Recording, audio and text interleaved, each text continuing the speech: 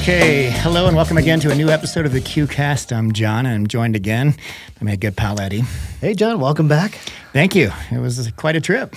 Got almost a whole week. Yeah, it's been a week. We'll discuss that and the latest news and gear gossip. But Eddie, we've got a good show today. Beyond that, we're going to go paddles of the week. We got a lot of warping point paddles that came in the mail while I was gone. Boxes of them. Which we'll discuss today. That's Tina Pisnik's new sponsor. Gear of the week. We're going to leave this Slyce SLYDRs, as well as a whole box of goodies from Flik weights. Tales from the ball cannon again. I just can't stay away from that, Eddie. We're going to look again at the neck flex issue. I did another experiment on another couple of set of paddles from Gearbox. Interesting results in there. And then Kew A. Good stuff. Yeah. Oh, we were going to do an update on our leaderboard. Yeah, you want to do that or put it off to next week? Let's put it off to next week. Okay. Yeah, I want to do our props Get our stuff and everything. in order. Yeah, we're gonna do the whiteboard, but we won't scribble on it this time. We'll have magnets to represent our paddles, Like real adults. like real adults. All right, good sir. So I went to Worlds last week, and that's probably my favorite tournament of the year. It just gets more and more massive each year, and this year was no exception. There were 3,500 people that registered for the amateur division, so 3,500 competitors. And I played one division, and most of the time I hung out and, spoke with friends and got caught up with different acquaintances and watched the pros play. Fantastic tournament to do that, and it was good to kind of get away and do something different besides shoot the ball cannon and crunch data. Although I feel so behind now that I got back. Somehow you managed to pump out a couple of videos in between. Right. I queued up a bunch before I left, and you're one of those guys that just thrives under pressure. I guess. I don't know. Eventually, I'm just going to break down. You won't see me for 3 months. People won't know where I'm at. Erica and I will take over. Okay. You won't even be missed. Probably not. But yeah, so JJ and I competed in men's 4-0 like we did last year. Last year we got bronze. This year we got big fat goose egg. We went 2-2 this year, Eddie. How do you feel about your performance? It wasn't bad, but watching back the videos, I'm just like, I need to take advantage of opportunities to be more aggressive. I was just a little too passive. And last year, JJ and I were synced in well, where either we were both up or one of us was up while the other was down, so we could carry the other, And this year, the last two matches, we were both down, and neither one of us could pull out of the song. So the third match into the tournament, we lost to the people that ended up getting gold. They were good. I feel like we were competitive with them, but neither one of us could get our game together. And then we waited like 2.5 hours because we went in the back draw, and our minds just weren't in it for the last game to 15, and we got beat by a team that was, we could have, we should have been beat by, although they played well. But so it was okay. We had fun and should have done better, but that's the way tournaments are. Sometimes you win them, sometimes you don't. Any thoughts on your paddle selection? Oh, I loved playing with the Inferno. Okay, so I did play with the Luz Inferno. No problems there. The grid is wearing down really quick on my forehand side. There's two sides to the Inferno in terms of the graphics, and one with the kind of the more graphics side with all the lines. I hit one drive on that when I first started playing with it, and it hit one of those laser etched lines, and it kind of slipped into the bottom of the net. So it got in my mind. Not that that's going to happen hardly ever. So I played with the other side as my forehand side, so to be sure not to hit any of those lines. And then that's my predominant side, and that wore down pretty quickly. I don't know if it's it's raw carbon fiber. It's probably normal, but it did feel like it's losing its grit. It's pretty smooth. However, it's still getting good spin. I'm still able to dip the ball because probably the dwell is coming in, but you're not getting that flicky spin. What was JJ's paddle? JJ was playing with the Thrive Fury elongated. Oh, nice one. Good paddle. Yeah. Good choice. Yeah, good choice. But that was fun. You wished for better results, but I also did some commentating on Friday night on Grandstand Court with a gentleman named Dave, and we commentated on a few matches, some really good ones there on Grandstand. That's always a ton of fun. Don't know why, but I love commentating. As long as I have a good partner to do it with. That would not be fun for me. It wouldn't? No. It's just too much stress or what? Yeah, just thinking in the moment like that. Okay, yeah. Yeah, you really got to be kind of on, and I would be a hot mess if I had to like come out of commercial and announce the venue and then talk about the players and stuff. But thankfully, Dave was there for me to do that, and I just got to talk about paddles and funny stuff, So it was a lot of fun. What else happened? So I roomed with Chris and Isaac Olson and Lewis and Justin and their friends. So Chris is mixed doubles partner, and Isaac's men's doubles partner, and Chris's mixed doubles partner's husband was rooming. So it was big, massive Airbnb and a ton of fun. We had a couple of events. So Bread and Butter put on an event. 6 Zero put on an event. We went out to eat with Doug from Bread and Butter on the last night. He took us out to eat. Awesome. And yeah, just a ton of fun. And, I thrive in the moment in these situations, but it's a lot on the tail end it's just a lot of kind of, not high stress, but you're on for so long, you're just kind of exhausted. I'm just kind of exhausted mentally right now, just after interacting so Dale much. from 6 Zero? What's that? Dale from 6 Zero? He was there. How's he feeling about the launch of the Opal? Good. We hit with the iterated production model. So the ones we have are production models, but they did a little bit more carbon fiber on the frame. Remember it's a framed paddle, right? Carbon fiber frame that goes all the way around it. And they put a little bit more in the neck region to prevent it from flexing as much. And I did notice a difference. And I've got one of the latest production models with me.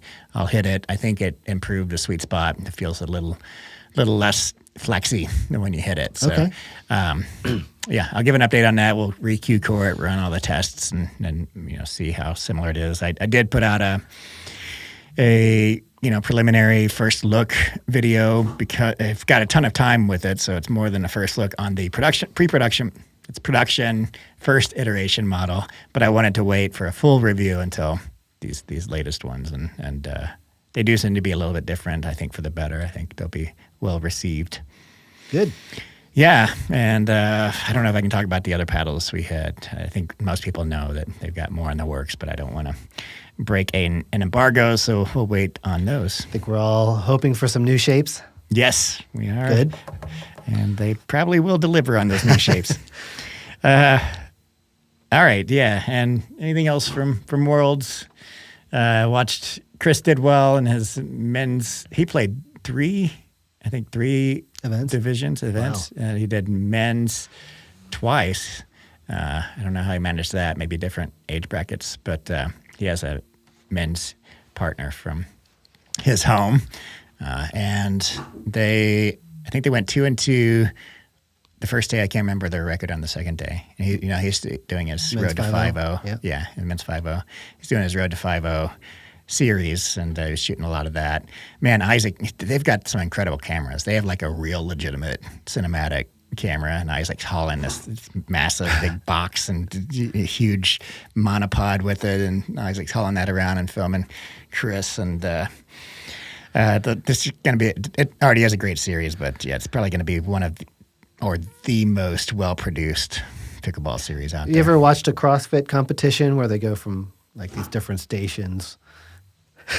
Yeah. We should do that with our Sherpas. Right. Erica versus Isaac. Right. For sure. They have one of those wagons, you pull, which is great. And Isaac just dumps all of his stuff and gear in there and runs around. Oh, I wanted to ask you played men's 4-0, 8 to 34. Yeah. Do you feel like age was a factor at all in the group?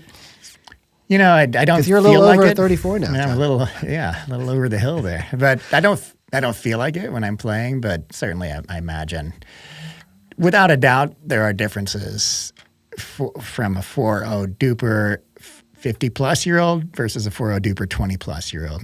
It's just the way it is. They try to make it universal. Theoretically, there shouldn't be. Right, but it's not. But the competition was stiffer at the biggest. I wasn't playing in the championship division or champions division, right? But still, even without that, it's pretty stiff competition. I watched some of the 50 plus, and they seem to be, on the looks of things, they're not as good, including myself. But it's tricky when you play teams that you watch play on the court. You're like, oh, I could beat them. They're crafty. They end up being crafty, and they're tougher than they look. So I want to say, no, there's no difference, but I imagine there actually is. Especially, I'm still recovering with my foot. No excuses. But just watching videos of myself play lately, I don't have the same mobility that I did pre-injury. So I'm still working on that.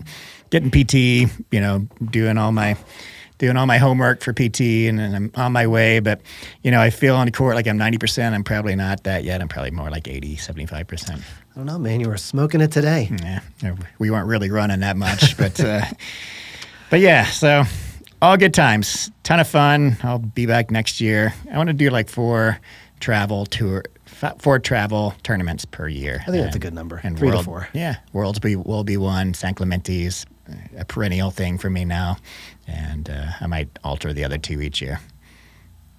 Sounds like a plan. Good stuff. Eddie, let's move on to Paddles of the Week. My favorite segment. Your and yours. Favorite, yeah, both of our favorite segments. So we got, 5 warping points, 6 warping point paddles? 2 to 5. Okay. Let's start with the edgeless varieties. Now, Warping Point is the company that's now sponsoring Tina Pisnik, and they just launched her signature paddle, which we'll talk about last in this lineup today, which is also called the Phoenix. But they have a few edgeless varieties that we want to talk about first. So these are all made in China but designed in Italy. I don't really know much about the company. If they are large-ish, I imagine they are. There's, if they're sponsoring a pro and making all these different paddles. Their website looks fairly professional and impressive. But yeah, let's talk about each one of these. So did you get the price on the Rainbow? Right. So is that one called, what's that called? The Neon? No, the Rainbow. Rainbow. I think this one's only on Amazon. It's not on their website. Yes. I'd have to look that one up on Amazon because it's not there. While you're looking it up, I'll give the specs here. So we have a static weight of 8.0 ounces, swing weight of 110.1, twist weight of 5.48, so 5.5. And it is a edgeless raw carbon fiber textured paddle. I'm pretty sure that's raw carbon fiber and not spray-on grit. Let me take a closer look. It actually might be a spray-on grit. It got good spin, but if it is spray-on grit, I imagine the durability will suffer compared to raw carbon fiber. But yeah, I was feeling the low twist weight on this when I was hitting it today. We didn't put any weight on this when we tried weight on some of the others, but I actually didn't get the build on this one either. So maybe when you find it on Amazon, you can tell us what the build 16 is. millimeter honeycomb core, T700 raw carbon fiber face. Is it Gen 2? Do you know? Thermoformed with expanding foam on the edges? Because all the others are Gen 3. Like thermoformed. Okay. I imagine this is a Gen 2, so Yes. it's honeycomb polypropylene with a band of edge foam around. Soft pallets on this, they vary across paddles. Some of them have hard pallets, others soft. But the EVA on this is firm. I don't mind it at all. Feels good. Handle-wise, shape seems to be... Is this an elongated arrow curve, or is it a hybrid? Seems to be a hybrid. Price with coupon, John, is $95.99. Okay.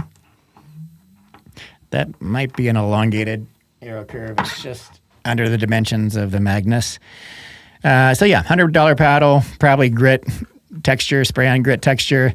Not my favorite of the bunch in terms of the aesthetics and the performance, And I imagine there's going to be a market for a colorful gradient edgeless paddle. Looks nice to some people, I'm sure, but it's very stiff feel with, unless you're putting a lot of weight on the sides, the sweet spot's pretty tiny in this.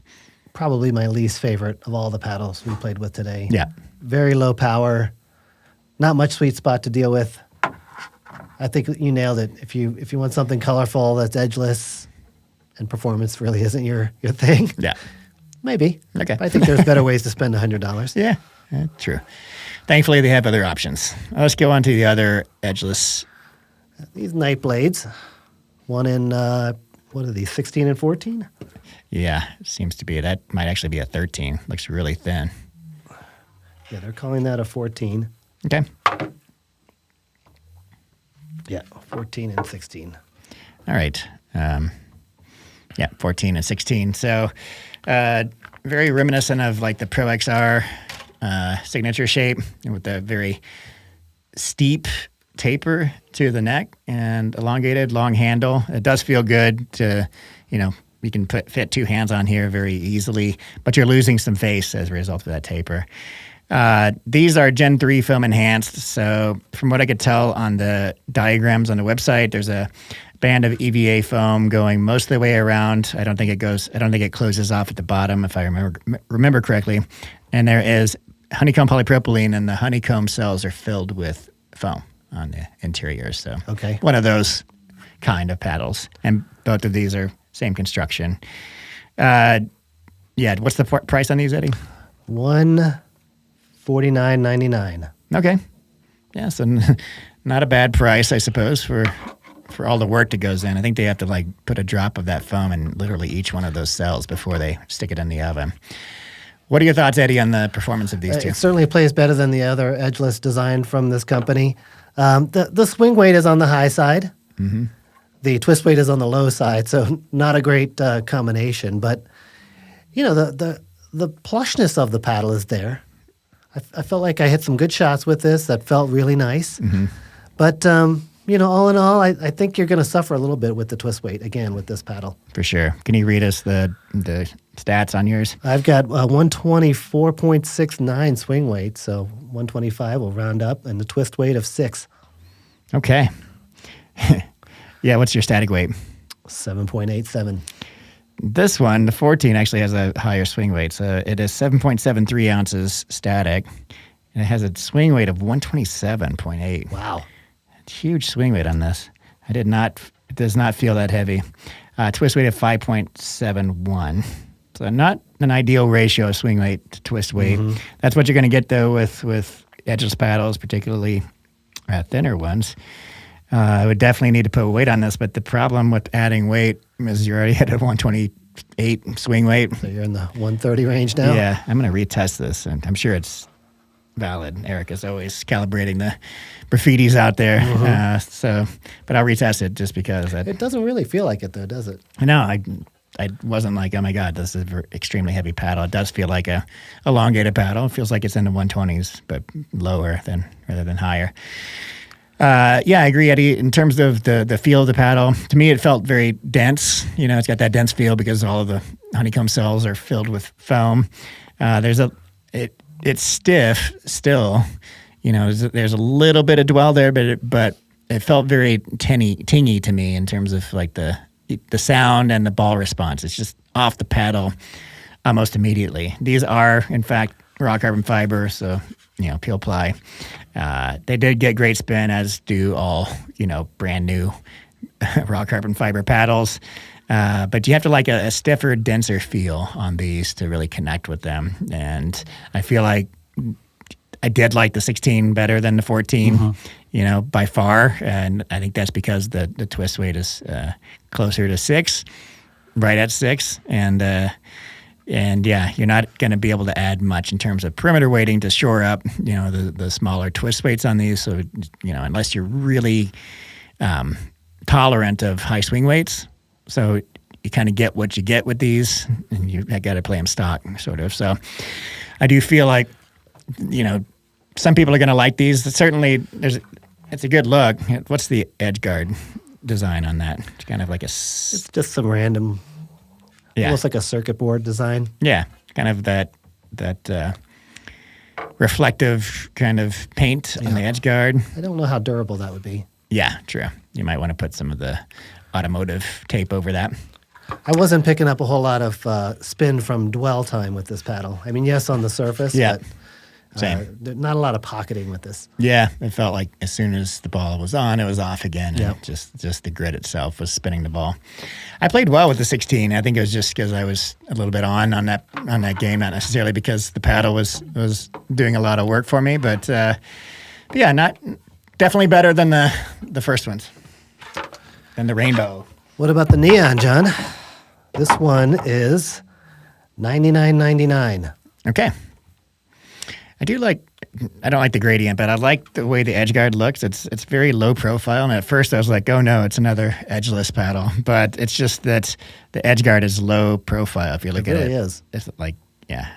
If you look at it lengthwise, the edge guard doesn't stick out much, and I like that. I just like the look of it. I feel like most companies should be doing that. And correct me if I'm wrong, Eddie, if you can see the diagram of the build. I think this is a very similar build to like the Selkirk SLK era and the 11/6/24 Power series. So a single band of, sort of 3/4 inch EVA foam surrounding honeycomb polypropylene. Is that what it looks like? I don't have that picture. Okay. That was my recollection of what I looked on their website this morning, and it does play that way. It's a stiffer paddle. Very akin to that 11/6/24 Power series where, you're feeling connected to the ball. I don't know what the layup on these is. It didn't say on the website if there's any fiberglass in these, but I like this one, especially after I put some of these weights on. We'll talk about the Slyce SLYDRs in a second. I put those at 9 and 3 on this one, and it felt a little too heavy, so I had to lower it. I forgot to mention the weighting on this. So it's 7.8 ounces static, 109.4 swing weight, and 6.65 twist weight. So a much, much better swing weight to twist weight ratio on this. And that swing weight of 109 allows, some flexibility in terms of putting perimeter weighting to boost that twist weight up in the 7s, right? And it definitely was up above 7 after I added those Slyce SLYDRs, and I much preferred that to its stock. But yeah, I actually enjoyed this one. Firepower, probably, at the 11/6/24 Power level. So Yeah. low end of the high power category. Eddie, I'm about to make an adjustment to my categories. All right. I feel like if you look at my high power, it's like this big, medium power is like this big, and low power is it's the same size. So I think we need to move. So high medium. High medium. I think we need to move that boundary between medium and high power, or all court versus power, above the current 11/6/24 Power series, above the SOK era, above the Honolulu J2 NF and FC Plus, and put it somewhere above those, right? So wait a second. So those paddles you just mentioned will be mid-tier? Mid-tier. High end of mid-tier? Yeah, high end of mid-tier. Okay. That's where this falls to. I agree. Yeah. What are your thoughts on the playability? Still not my favorite of the ones we played with today. I think there are better offerings from this company. I was picking up some harshness with this paddle, particularly on slightly off-center hits. It does have, I think, limited twist weight, but for me, it's not my favorite of the paddles. It does have some punch, but I think we can do better. Yeah. Not everyone's going to like the immediate ball response, but you do feel very connected to the ball. It's stiff, way stiffer than the paddles I'm playing with currently. But I kind of remembered why I liked the 11/6/24 Power series for that reason, where you're just like, you're so connected to the ball. You get immediate feedback, and it's off the paddle immediately, and it's just crisp. It's a crispy feel. So that's what I did like about it. But I agree with you, Eddie. I like the next. And for me, that sort of instantaneous response, that very firm feeling off the face, for me results in less control versus more. Yeah. And I'm not sure if you feel that same way, but... Yeah, I think it takes dialing in for me, and yes, in general, I feel like a softer feeling face I do better on with resets, particularly, and dinks and stuff. I just feel like I'm a little more in control of the ball. But once you get dialed into one of these, I feel like you kind of, it also helps you with control in some aspects. But yeah. And then we've got the 14 and 16 version of the Phoenix, which is Tina Pisnik's signature paddle. Right. So the 14 is 8.1 ounces, 122 swing weight, and a twist weight of 6.4. pretty decent numbers for an elongated paddle. Yeah. And then the thicker 16 millimeter, 122 swing weight, and a twist weight of 6.7. So pretty similar. Okay. And 8.1 static weight. Yeah. Yeah. Pretty good numbers on these. Don't mind the graphics either, even though they're gradients, there's kind of neat stuff going on here. Yeah. So let's start with the 14 first. Is that 13.3? It is 13.3. Okay. So, boy, that does not look as thin as the edgeless, but that's kind of standard. Anyway, the low profile edge guards on these, which I think look great also. And the construction of these is similar, again, to the Selkirk SLK era and the 11624 Power series. So I felt that construction more in these two than the other one we just talked about. I did too. I wonder if I got it wrong on that one, if there's something different for the one we just talked about versus these, because I much preferred these over any of the other paddles. They felt dwelly. Also similar to the 11624 Power series, but a lot more significantly, some more power and enough where I could feel quite a big difference between this and the Neon, So this I would put, in the high end of all court, and this I would put probably in the middle of the high power category, low to middle. I'd say low. Would you? Yep. Yeah, so good dwell on these. A much kind of easier feel. It's less stiff. I'd put a kind of medium between plush and stiff feeling, not plush, not super soft. You're still getting an immediate connection to the ball, but it just pockets it a little bit longer, a little more dwell on this. And this is the 14. 16 has, a little bit more dwell time. And the sweet spot on these is better than any of the other warping point paddles that we've discussed today. I wasn't getting that twisting feeling that I was getting on the others. And I like the firepower is still controllable, though. I like these. I was actually connecting really well to these. No complaints here. I mean, they're certainly more plush, better responsiveness than the last paddle we just talked about. Sufficient power and pop, maybe more on the pop side than the power. But I like the more hollow feel of this paddle. Yeah, thank you. It's less dense feeling than all the other paddles. For me, the 14 over the 16, normally I would gravitate to the 16, but the maneuverability of the 14 in this case puts it ahead. I liked the 16 better, which is, okay, yeah. Similar to swing weight, so 122 on this one, 120, 1.7, 122 also on the 14. So I just like the little bit more dwell that I was getting on the 16, and just I feel like clearly 14s have a little bit more pop, less power. So pop at the kitchen, less power with full swings. Opposite of that for the 16, I was just really liking the serves on this. Just felt like it had a little bit more. Man, serves were killer with these paddles. Yeah. A lot of dip right at the end too. Coming down right inside the baseline. Really nice. Yeah. Yeah, I dig these paddles. Did you tell us the price? $220. Unfortunately, they're both sold out at this point, but I'm sure they'll get those restocked. They just launched yesterday, and they sold out. I don't know how many they had in stock, but I think Kristen told me that another 2 weeks they will be restocked. So, is there a paddle out there that this reminds you of? Oh, that's a good question. I mean, it gives me the Selkirk SLK era vibes with a little bit more plushness and a little bit more plow through, a little closer to like a full foam paddle, even though it's not. I was going to say the Pro Power with a little bit of RPM thrown in. Okay. Yeah, that's a good comparison. Yeah, it does have a bit more of a Pro 4 feeling than the SLK era. That's a better comparison, Eddie.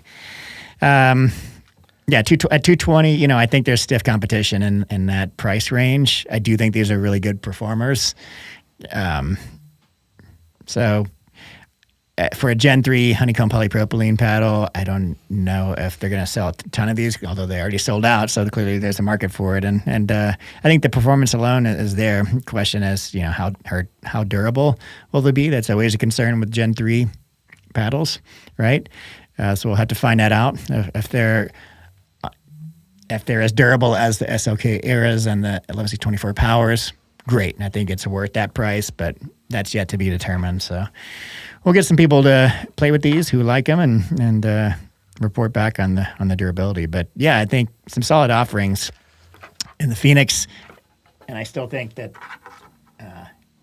the neon plays well. Not my favorite aesthetic design or my favorite shape. It's an elongated arrow curve, that neon, but I think it plays well, but I think these are going to be most well received by the mass market.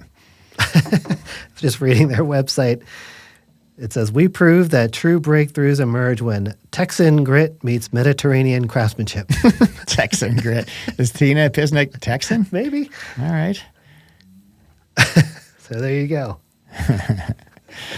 All right.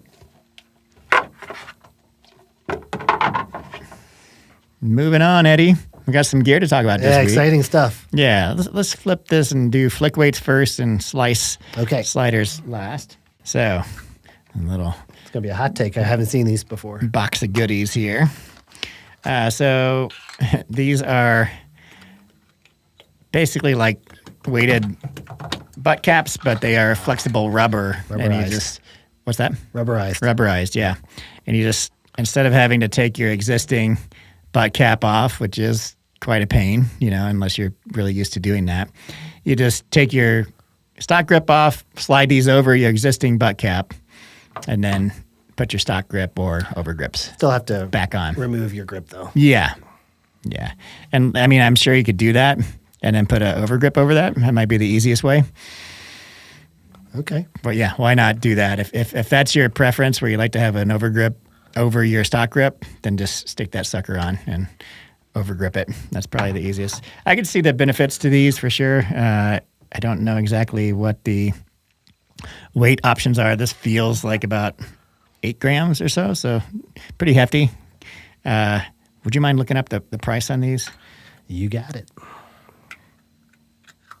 So, yeah, I like the idea. I feel like those are, besides the stick-on coins, are probably the easiest. I don't know what the price is, but if they're more expensive, that might be a deterrent. But one deterrent for these coins is that if you don't stick it on perfect the first time, they have a tendency to fall off. Not Flik weight in particular, but all the coins. This is their Reflex line end cap covers from $18. $18. Okay. Yeah. And then 9 gram, 15 gram, and 22 gram. I'm guessing this one here is 9 grams. Okay. There we go. And then they have new coins. They also came out with tungsten weighted strips, and they have like the Flik weight and cursive on it. Pretty tastefully done. And then they have these weighted collars for the neck. Right? So, What's the use case for this, John? It just adds a little bit, drops your balance point a little bit. And there's supposedly some vibration dampening going on with these two. So I haven't tried them. Honestly, I feel like there are better places to put weight than right there at the neck. Mm-hmm. You can go, if you put it out further from the center point of the paddle, you're increasing your twist weight. If you want to drop the balance point and put it somewhere on the handle, drop it low on the handle and get one of these. But maybe there are some vibration benefits to this that I'm overlooking. But yeah, pretty creative stuff from Flik weights. Always good to see new products from them. All right, now let's move on to Slyce SLYDRs. I'm actually pretty excited about these. So they come in... I can't believe it's taken this long for somebody to... Yeah. They're basically replacements for the Selkirk MOI, or replicants of the Selkirk MOI weights. And they come in 5 grams and 7.5 grams. That's each weight, weighing that much. So the Selkirk Boomstick MOI weights are 7.5 grams each. And here's what it looks like on the paddle. Yep. So I've got one kind of firmly fixed in place, so that's not moving once they're locked down. And then you can see how they slide up and down. Yeah. To your liking. Right. And they're really easy to install, so you just, literally snap them onto your paddle when they're loose, and then you tighten it with a little Allen wrench, and I like to tighten it to where it stays, but you can still slide it. And then I take it over to the graffiti and I start, at up here. If the swing weight is too high, I'll lower it a bit and retest it until I get it where I want it, and it does dramatically, noticeably improve the performance. Something about this condensed weight, on the paddles really does a good job at enhancing the twist weight and just the overall performance. Now, I do think there is some limitations to these, not these products themselves, but just in terms of overall paddles. So you need to put these on a very lightweight paddle stock, right? And there's some limitations with elongated paddles. I don't feel like they're as useful for elongated paddles as they are for hybrid and in particular wide body paddles, because wide bodies have the lowest swing weights stock. So I would put these 7.5 gram beefy ones at 9 and 3 on the Vatic V-Sol Pro. What's the wide body shape? I just lost it. The Bloom, which you're playing with. You've got the same. Not. You're not? Nope. Okay. I thought I saw you had one today. Was that the high? That was elongated, the long handle flash. Long handle flash. Yeah. On my Bloom, I stacked 2-3 gram pods on each side for 6 grams on each side, which is very similar. And it actually is almost the exact same swing weight and twist weight as the Selkirk Boomstick wide body. So this would do exactly the same on something like the Bloom. Yep. And like I said, it's less useful for elongated shapes unless you are very tolerant of higher swing weights. So for example, if you put it on this one, which starts at a 122 swing weight, even if you came all the way down at 8 and 4 o'clock, you're still going to bump it a few points of swing weight. It's probably going to be at least 127 swing weight. And as you go up further, it's going to bring it closer to that 130 range. So nothing about the elongated shape other than the fact that they're already kind of high on the swing weight scale. Yeah, exactly. Gotcha. But I think these are beautifully imagined, really well executed. Slyce always, their quality and craftsmanship is always top notch, and these are no exception. They are USAP approved. Okay. Which is really cool. Not PPA or USA or PPL approved. So you can't play with them at PPA tournaments, and because they don't allow removable parts, and for the same way that they won't allow the Selkirk MOI weights. So 2 weights, 2 thicknesses, 14 and 16 millimeter, and 7 different colors. Oh, is that what you just found on their website? Yeah. Thank you for mentioning. They are specific to the thickness of the paddle. So we got 16 millimeter ones, but they also have 14. Right. What are the colors? So there's black, looks like brown, blue, green, yellow, white, and pink. Oh, I'd like some white ones. Those would be nice looking. Little pricey at $30, but honestly, I'm buying so much lead tape now. Probably save money in the long run. I think this is a great option for people who like to tune and fiddle around. Once that weight is sort of locked in place where you like it, then you can move these to another paddle and then put the lead tape exactly where you like it. Nice. I'll mention this. I'll get the link from Erica too, but you know what is a great little thing that she brought in to the lab that helped us enormously when we were moving 3 gram pods of tungsten or lead or whatever up and down a paddle face was scrapbooking tape. You ever seen that stuff? It's like a roll. You take the cap off, and it's a really skinny application part, and you just apply it to anything. It just leaves a little layer of glue, basically. But you can just apply that over and over again. And I've tried. You know how the tungsten pods lose their stickiness? Yes. And I've tried Elmer's glue and stuff, and it's horrible. It slides off the side of the paddle, and it leaves big glops off the side. This is perfect, and it sticks perfectly. You can use it 3 or 4 more times, and when that goes away, you just reapply it and stick them again. So I'll put a link up for something in Amazon for those too. Nice. But yeah, I agree, Eddie. So you're going to end up spending so much and on the sticky tungsten or weighted tape. Eventually, these will pay for themselves. I might do 3 to 5 weight setups on any one paddle before I feel like I'm there. Yeah. And this is such a great way to alleviate all the waste. Yeah, for sure. All right, good times. Shall we move on? Let's go. Let's go move on to Tales from the Ball Cannon.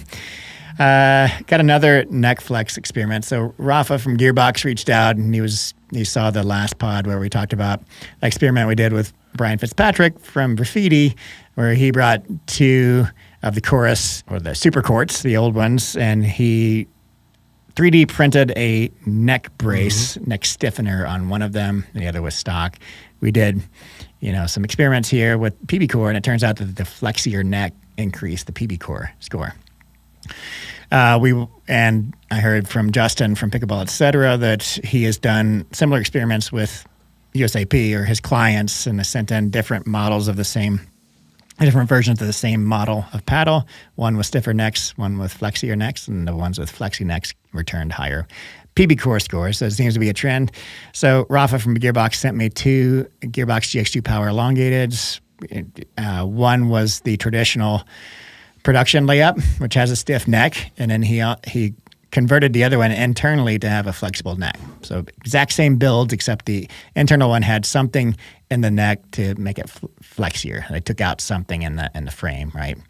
And you can actually see it. I should have brought them. If you press the paddle on the table and then push down on the handle on the flexi one is noticeably more flexible. So I ran Q core on these, put them in front of the cannon, and you see the charts, right? Yep. This top one is for the stiff neck one, so the production model. And you can see the curve here goes, the performance location is at 5 inches, and we get a Q core score of 0.406, which is putting it right in the middle of the high power category. And then if you go down to the next one, which is the flexi paddle, we've got the same curve where the performance location is also at 5 inches, but we're getting a higher Q core score of 0.412. And that doesn't sound like much, but if you look at it on the Q course chart below, that bumps it from sort of the low-mid portion of the high power category to right in the middle of the higher power category. That's mirroring the same results we got for the chorus super quartz, and apparently what Justin's getting.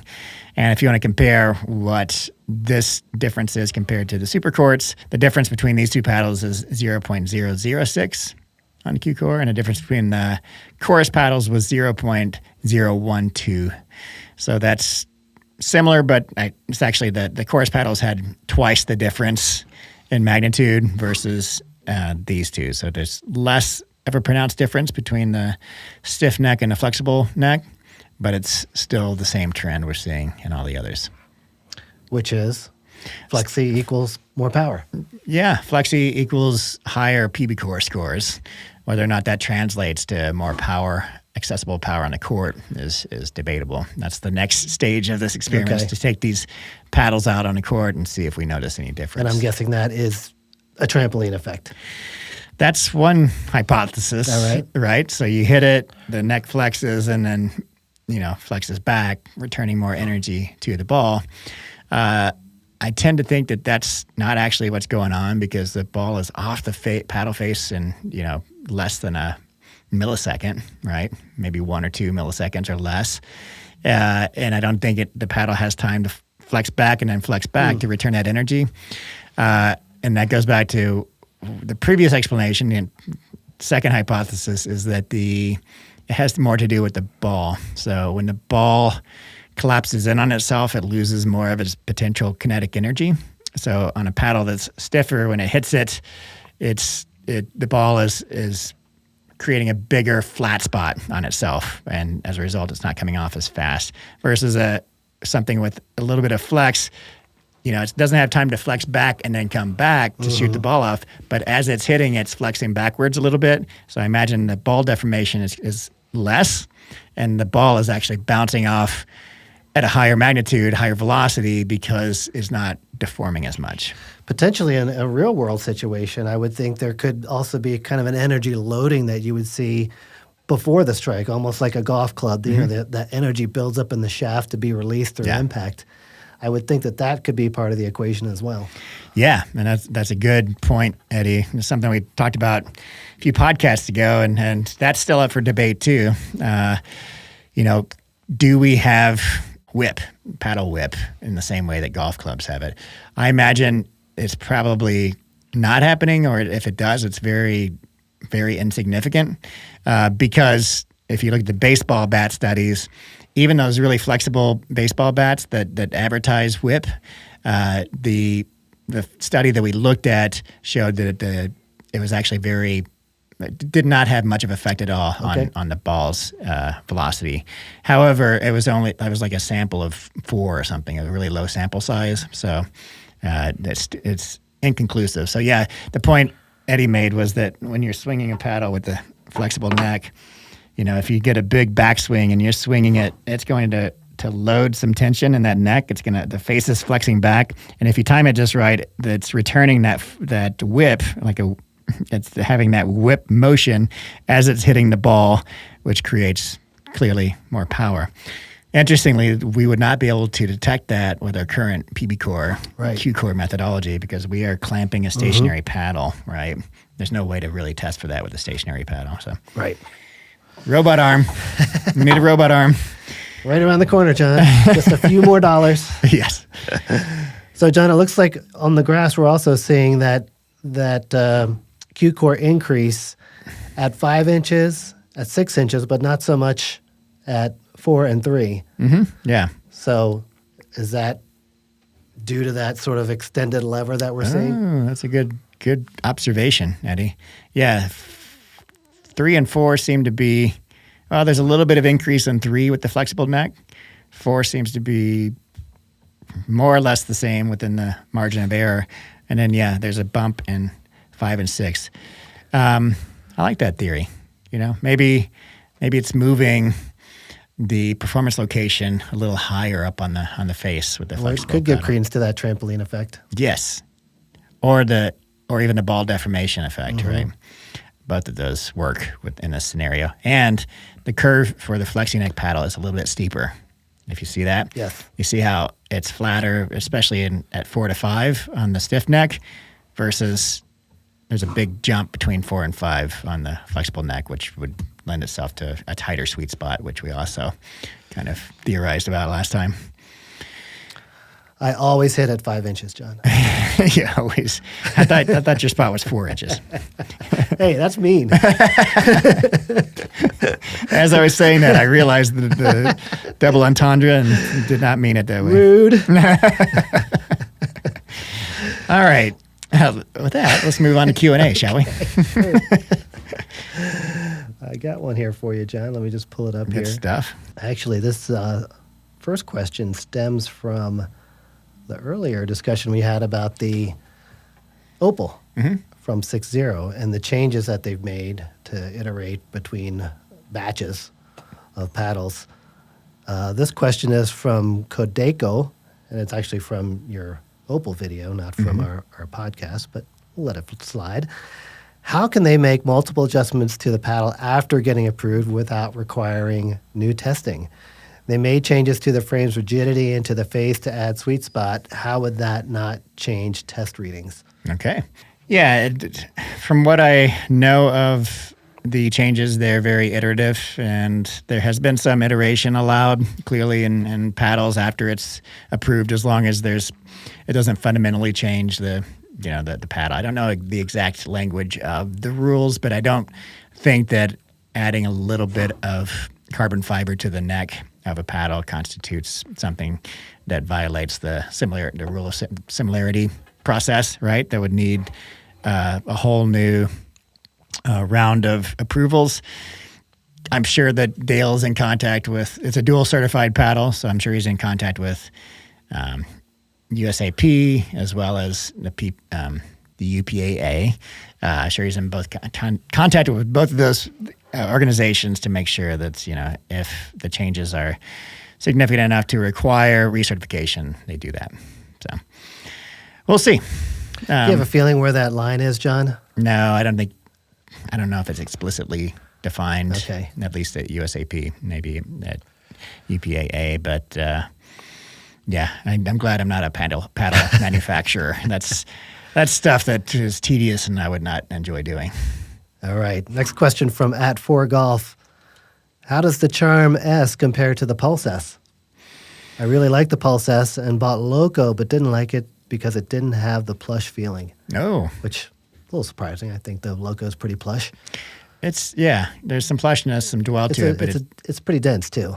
dense. But I feel like if you don't like fiberglass, there's a stiff fiberglass feeling to the Loco that I think, especially compared to the Pulse. So, yeah, I think if you liked the Pulse S, you're also going to like the Charm S. They have a similar plushness level.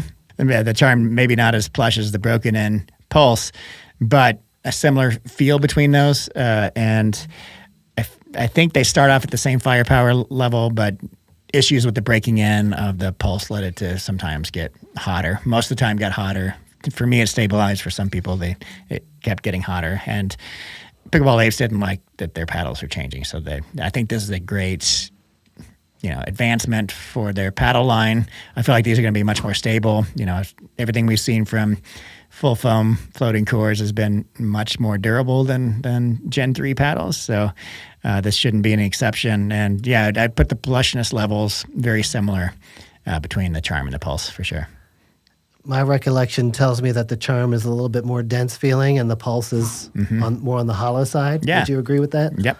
That is a very accurate statement, Eddie. So the Pulse probably not as hollow as like a Yola Pro 4, but closer to that than some of the denser paddles like the Carbon True Foam Genesis, and the Charm has a more dense feel than does the Pulse for sure. Okay. Next question comes from Reddit. This is from Running Shorts Pod, not directly directed at us, but just a question for the community. But I thought this was a good one. What to do when the serve is deep coming at you and your return is weak and short and you can't make it to the kitchen line on time? Okay. What's your strategy, John? So after you hit a short return of serve? Yep, and you're stuck back. Yeah. Do you stay back? Do you try and maybe take a shot from the middle ground? So something that Scott Fliegelman has been working with me on is to don't set your destination in terms of geography. So don't tell yourself, I want to get to the kitchen after I return the serve. Do it more of a timing issue. So go as far as you can to time your split step with when that ball hits your opponent's paddle. If that puts you, right in the middle of the transition zone, that's where you are. But you're set and stable instead of trying to sprint through it and you get caught moving through the transition zone, which is never a good thing. So that's what I've been focusing on, the timing of my split step when the ball gets on the paddle. Now, if I shank it and it ends up being a drop in the kitchen, if it's a good drop, yes, I will move forward. If I see it's a high loopy one and you're on the other side and you're winding up with your forehand, I'm probably going to stay back at the baseline. So a few things to consider. Theoretically, just try and get stable wherever you may be. Exactly. When they're about to hit the ball. Right. And if there's somebody like you with a wicked forehand, there's probably going to rip it at me. And the transition zone is not the best place to be. I'm probably going to stay where I am. For most other people, I'm going to try to make it at least to the transition zone and time my split step there. How about you, Eddie? What's your strategy? A great plan. I tend to agree with that. I've been working a lot on just picking up those balls on the short hop, trying to be stable at the point of impact. But lots of times, it's not a situation where the ball is going to come up to your power zone, your strike zone. Mm-hmm. You're picking it up at your feet. So I've been working on trying to get those back softly. Mm-hmm. And if you can do that, I think it's a great strategy. But that does take some skill. Yeah. Yeah, well, let's add on to this question and say you made it to the transition zone and you've split stepped. Your opponent hits back at you. What to do with a sort of waist-high volley versus something at your feet? Yeah, those waist-high volleys I think they're a lot of fun for me because those are the ones I just love to just do a soft reset on. Okay. With this latest generation of paddles, I think I do that more effectively now than I ever have before. Mm-hmm. But just kind of eating up that energy, so fun. Okay. Well, what Scott's telling me is, for my game at least, to drill a waist-high volley directly across to you at your opponent across the net. And if it bounces, always try to reset it cross court because you have better geometry going that way. You have a larger space to drop it into. So But yeah, you've been really good at those resets. You feel very comfortable in the transition zone, just resetting balls hit at you. Oh my gosh, one of my favorite things to do is just to do that as many times as it takes to get to a point where you can be offensive. Uh-huh. It's so fun. And sometimes it takes me 3 resets, Yep. 4 resets to do that. But Yeah. just to have that kind of patience is something I never had before. You just Ben Johns on the crap out of everybody over there. I don't know about that. Then they make a mistake and they're like, oh my God. That's our Q&A for the week, John. I've got one for you, Okay. Eddie. So this one comes from Boulays. He writes, I have a Vatic V-Sol Pro Bloom, and I'm wondering, what does Eddie's weight setup look like on his Vatic V-Sol Pro? We just covered that you're not playing with the Bloom. You're No, playing I'd like to. They have a Yeah. long handle Bloom that I really like to get my hands on. But for now, I'm using the long handle Flash, and I've gone with the straight boomstick setup. Yep. 6 grams on each side, 2 3-gram weights stacked, and it is just working beautifully. Great. And I do the same thing on the Bloom. I stack 2 3-gram pods on each side at 9 and 3 o'clock. And that brings the swing weight up to like 8.0, or twist weight, sorry, 8.0, which That is massive. massive, huge sweet spot, and the swing weight is still in the low teens, right? So maybe it's 116. Regardless, excellent setup. That's what I would recommend on the Bloom too. And if you haven't seen my latest video on the best budget paddles, the Vatic V-Sol Bloom, Vatic V-Sol Pro is my number 1 new budget paddle for the year, and I specifically talk about my weight setup on my favorite shapes, including the Bloom, and you can see exactly how I do it. And I think if you've got $100, you cannot go wrong Yeah. with the V-Sol. That is a good way to spend $100 for sure. Yep. All right, Eddie. That does wrap up our Q&A. Nice tight episode, John. Wraps up Love our it. podcast. I think we came in under an hour this time. Beautiful. Only 3 hours in setup? Our day is gone. All right. Thanks, Eddie.